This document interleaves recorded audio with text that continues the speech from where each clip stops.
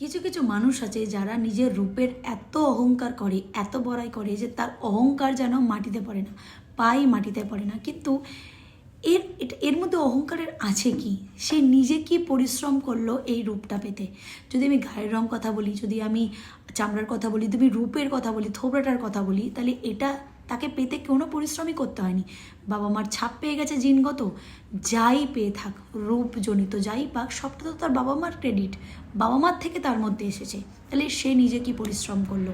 এটা তো hormonal লোচা, hormones উঠছে পিউবার্টিতে, তার রূপটা খুলছে, হরমোন ঝরে যাবে, তার রূপও ঝরে যাবে। আর এই যে রং চামড়া নিয়ে এত বড়াই, 1 ঘন্টা রোদে গেলে পচে ফ্যাকসা হয়ে যাবে, পুড়ে ছাই হয়ে যাবে।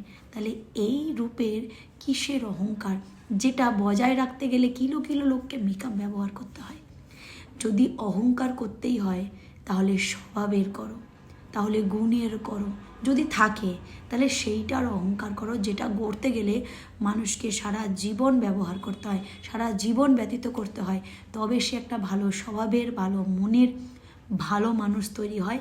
আর যেটা নিয়ে আসতে, আদতে এবং সত্যিকারের অহংকার করা যায়।